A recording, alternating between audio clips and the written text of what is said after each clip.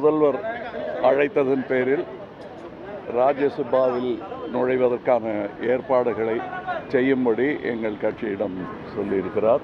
நாங்கள் அதற்கான ஏற்பாடுகளையும் அதற்கு தேவையான தஸ்தாவேஜுகளையும் தயார் செய்து வைக்க வேண்டும் என்பதற்கான அறிவுரையும் முன் அனுபவம் உள்ளவர்கள் எங்களுக்கு சொல்ல வேண்டிய அறிவுரைகளையும் சொன்னார்கள். கேட்டுக்கொண்டு இங்கே வந்திருக்கிறோம். நன்றி. எப்போ நாமினேஷன் பண்ணுறீங்க சார்? அது அவங்க சொல்லுவாங்க, அவங்க தேதிகள்லாம் சொல்லுவாங்க. அதற்கான முன்னேற்பாடுகளுக்காகத்தான் இங்கே வந்து உங்களுடைய குரல் மாநிலங்களவையில் ஒழிக்க போகுது. தமிழ்நாட்டின் குரலாக முதல் முறையாக ஒழிக்க இருக்கீங்க. இல்லை, என் குரல் அந்த அவையில் தமிழ்நாட்டுக்காக இப்போ பேச போகுது. அதுதானே தவிர நான் தமிழ்நாட்டுக்காக எப்பவுமே பேசிட்டு இருக்கேன்.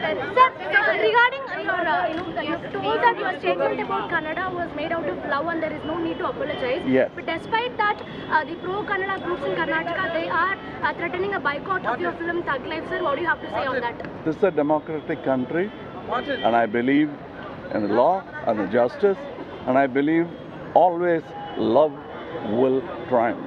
And my love for Karnataka is true. My love for Andhra is true. My love for Kerala is true. So nobody will suspect it except those with an agenda. Sir, Makkal, no apology then, sir? Will there be no apology then, sir? Because the government is not threatening a ban. So the Karnataka government is threatening a ban of Thug Life film in their state unless there is an apology from your side. So will there be an apology? Now, I've been threatened before.